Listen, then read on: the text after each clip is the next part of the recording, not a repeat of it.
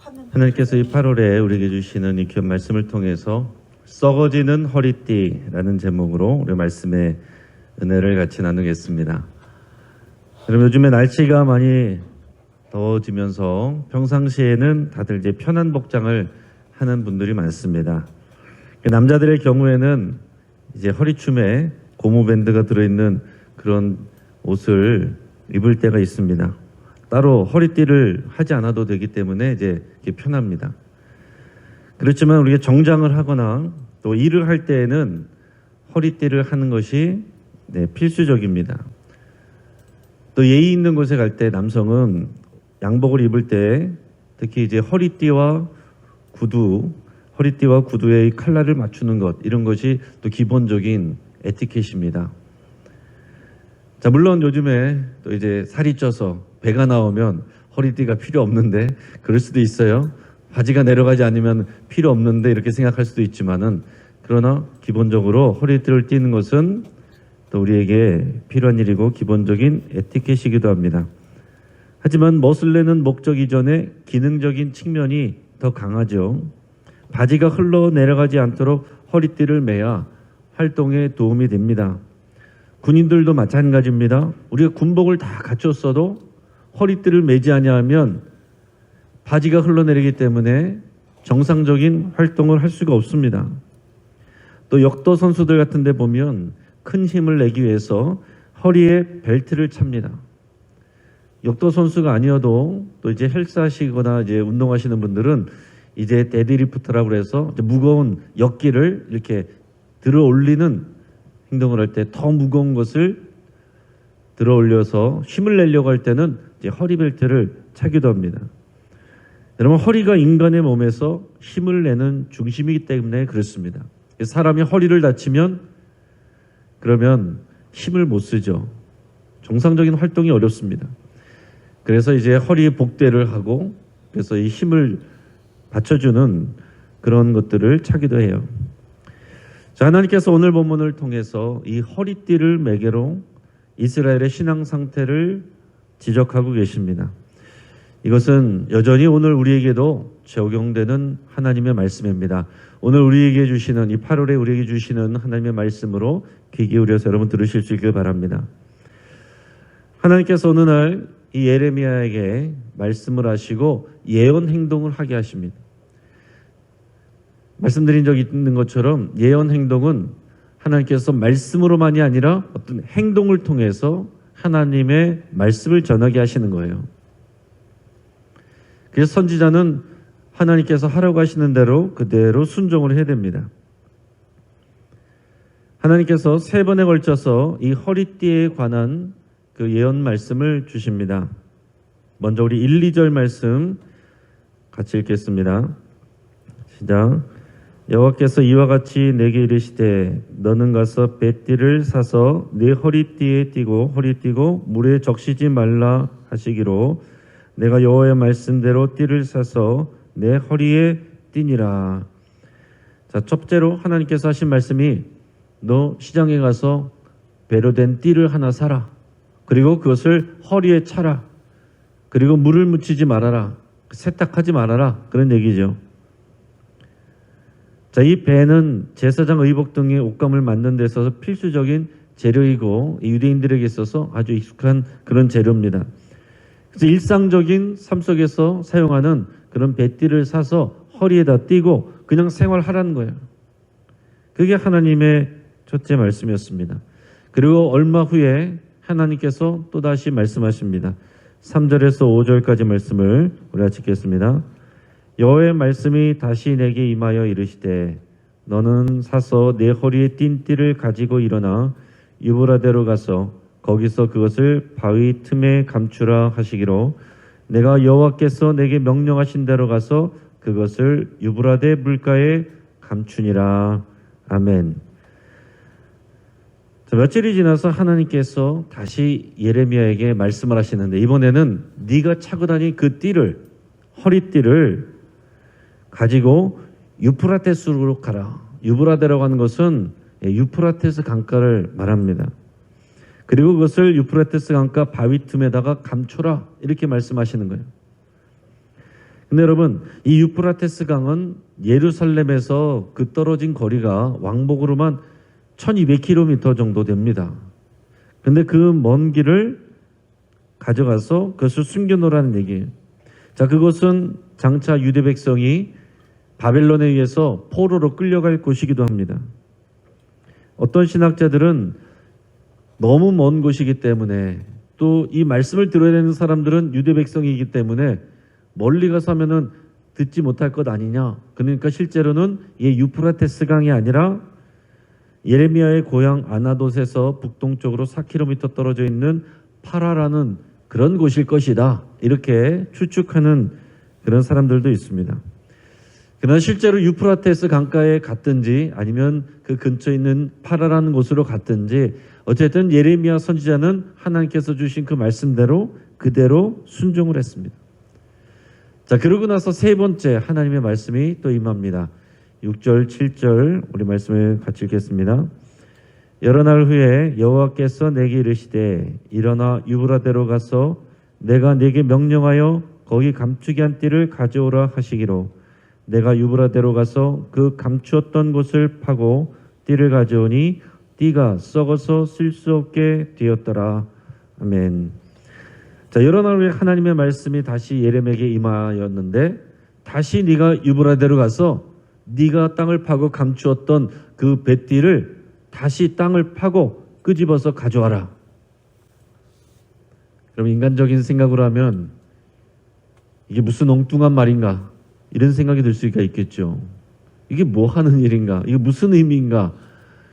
이게 허리띠를 띠고 다니라, 사서 띠고 다니라, 그러더니 먼 데다 가서 묻어놓으라, 그리고 다시 파 갖고 와라.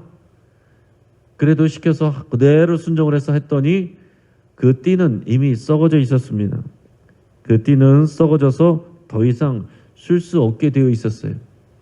그리고 나서 이 예언 행동에 대한 해석을 하나님께서 이제 말씀해 주시는 겁니다. 우리 8절에서 10절까지 말씀을 같이 읽겠습니다. 여호와의 말씀이 내게 임하니라. 이르시되 여호와께서 이와 같이 말씀하시니라. 내가 유다의 교만과 예루살렘의 큰 교만을 이같이 썩게 하리라. 이 악한 백성이 내 말 듣기를 거절하고 그 마음에 완악한 대로 행하며 다른 신들을 따라 그를 섬기며 그에게 절하니 그들이 이 띠가 쓸 수 없음 같이 되리라. 아멘. 자, 이 썩어진 허리띠는 바로 이스라엘의 현재 영적인 상태를 보여주는 것입니다.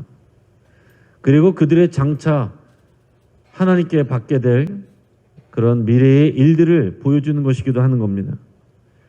자, 하나님께서는 뭘 지적하시느냐? 유다의 교만과 예루살렘의 큰 교만을 지적하고 있습니다. 자, 여러분 이 용어들을 이제 섞어서 나올 때 여러분 헷갈리지 마시길 바랍니다.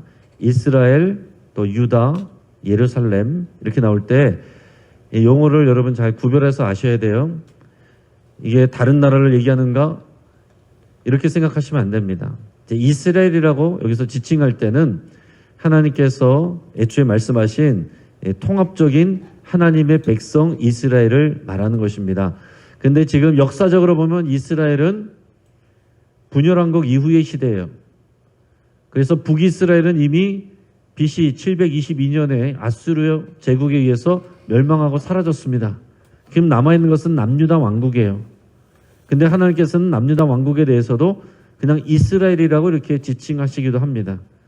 그리고 실제적으로 표현하면은 그 나라 이름은 유다예요. 남유다 왕국입니다. 그리고 남유다 왕국에 여러 성읍들이 있는데 그 중에서 예루살렘이 특별히 또 중요하죠. 예루살렘은 종교의 중심지고 수도이고 여기에는 하나님의 성전이 있고 그리고 여기에는 대제사장들이 있고 제사가 여기서 지내고 그리고 이런 바리새인 그 당시에는 바리새인들이 없었지만은 말씀이 지켜지고 또 가르쳐지고 또 제사가 드려지는 이런 모든 종교의 중심지입니다.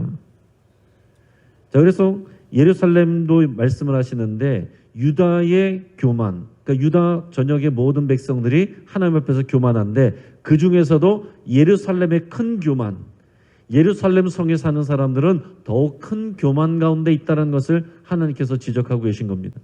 당연히 그럴 만하겠죠. 그런 정치적인, 행정적인, 모든 종교적인 신앙의 모든 중심지가 예루살렘이기 때문에 예루살렘에 있는 사람들은 더 교만한 거예요.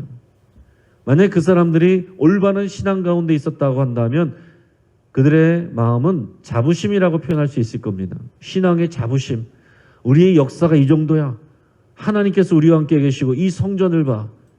성전을 자랑하고 역사를 자랑하지만 그러나 하나님께서 그들을 바라보실 때 그들이 하나님 앞에 불순종하기 때문에 그 모든 것을 교만이라고 말씀하시고 예루살렘 성에 살아있는 사람들의 그 마음과 생각과 행동을 큰 교만이라고 말씀하고 있는 겁니다. 그러면서 이 유다의 교만과 예루살렘의 큰 교만을 이 썩어진 뱃띠처럼 내가 만들 것이다. 그 말씀하시려고 지금 예레미야의 선지자에게 그 앞에 있는 일들을 행하게 하신 겁니다. 하나님께서 이런 예언 행동을 하시는 것은 더 확실하게 효과적으로 말씀하게 하시려고 하는 거예요. 여러분, 교만의 내용이 무엇입니까? 여기 말씀하신 것처럼 이 악한 백성이 그랬어요. 하나님의 백성인데 하나님께서 이 악한 백성이라고 또 표현하시면서 하나님의 말씀을 듣기를 거절한다라고 그랬습니다. 여러분, 이것이 모든 교만의 뿌리입니다. 하나님의 말씀 듣기를 거절한다는 거예요. 그러나 여러분, 잘 생각하셔야 되는 것이 그들은 여전히 제사를 드리고 있고 율법을 낭송하고 있고 율법을 암송하고 있습니다. 여러분, 우리보다 훨씬 더 성경 말씀을 읽고 암송하고 가까이 하는 사람들입니다. 그래서 그들은 스스로 말씀을 사랑한다, 이렇게 자부심을 갖고 있어요. 스스로 그렇게 생각합니다. 그러나 그들의 삶 속에서 그 말씀의 실제적인 순종이 없기 때문에, 실천이 없기 때문에 하나님께서는 그들에게 내 말을 듣기를 거절한다, 이렇게 말씀하고 있는 겁니다. 오늘날도 마찬가지입니다. 우리가 하루 종일 설교를 듣고 성경을 몇 번을 읽어도 우리 삶 가운데 그 말씀을 지켜 행하지 아니하면 너희가 내 말을 듣기를 거절한다. 하나님께서 이렇게 말씀하실 수 있는 겁니다. 하나님의 말씀을 듣지 아니하면 우리는 악한 백성이 되는 것이고 교만한 모습이 되는 거예요. 교만의 결과는 썩어지는 뱃띠가 되는 겁니다. 그리고 유다 백성들은 그 마음의 완악한 대로 행한다라고 그랬어요.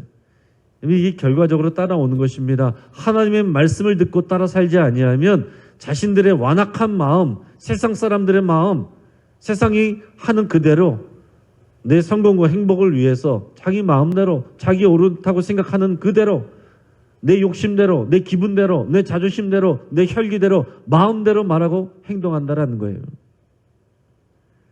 하나님의 뜻은 무엇입니까? 하나님의 사랑, 하나님을 사랑하고 이웃을 사랑하는 것입니다.